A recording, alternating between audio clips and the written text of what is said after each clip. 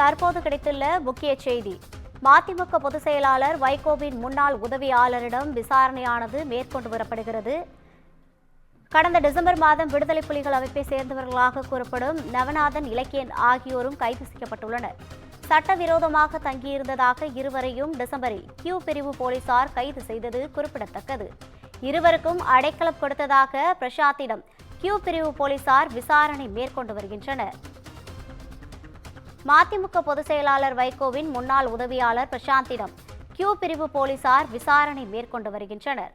விடுதலை புலிகள் அமைப்பை சேர்ந்தவர்களுடன் தொடர்பில் இருப்பதாக சந்தேகத்தின் பேரில் பிரசாந்திடம் விசாரணையானது நடத்தப்பட்டு வருகிறது.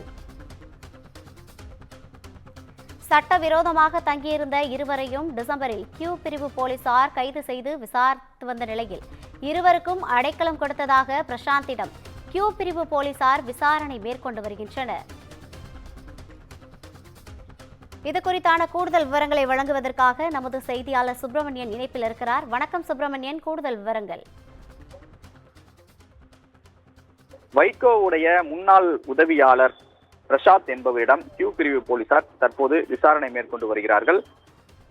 சட்டவிரோதமாக சென்னை மாங்காட்டில் தங்கியிருந்த இலங்கை நாட்டை சேர்ந்த 2 பேருக்கு அடைக்கலம் கொடுத்ததாக கடந்த டிசம்பர் மாதம் 2 பேர் கைது செய்யப்பட்டிருந்தார்கள். அதாவது சென்னை மாங்காட்டில் சட்டவிரோதமாக இலங்கை நாட்டை சேர்ந்த நவநாதன் மற்றும் இலக்கியன் ஆகிய 2 பேர் தங்கியிருந்தார்கள். இது தொடர்பாக கியூ பிரிவு போலீசாருக்கு தகவல் தெரிந்து சம்பவ இடத்திற்கு சென்று விசாரணை நடத்தினார்கள். விசாரணையில் 42 வயதுடைய நவநாதன் கடந்த 2015 இருந்து கள்ளத்தனமாக படகு வாயிலாக தமிழகத்திற்கு வந்திருந்ததும், அது மட்டுமல்லாமல் மாங்காடு பகுதியில் தங்கி ஜவுளி வியாபாரம் செய்து வந்ததும் விசாரணையில் தெரிய வந்திருந்தது. இது மட்டுமல்லாமல் இவருடன் இலங்கை நாட்டை சேர்ந்த இலக்கியன் 2019 ஆண்டிலிருந்து மாங்காட்டில் தங்கியிருந்ததும் விசாரணையில் தெரிய வந்திருந்தது. இதன் தொடர்ச்சியாக சட்டவிரோதமாக தங்கியிருந்ததாக நவநாதன் மற்றும் இலக்கியன் 2 பேரை கியூ பிரிவு போலீசார் கைது செய்தார்கள்.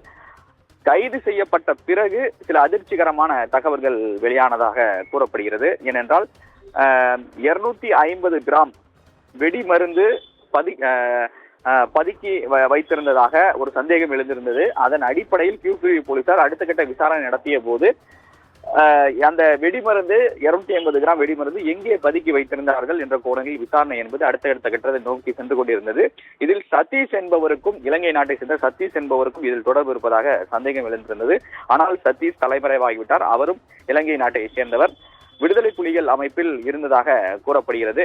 இவர்களுக்கு அடைக்கலம் கொடுத்ததாக தற்போது மதிமுக பொதுச் செயலாளர் வைகோவுடைய முன்னாள் உதவியாளராக இருந்த பிரசாத் என்பவரிடம் கியூ பிரிவு போலீசார் விசாரணை மேற்கொண்டு வருகிறார்கள்.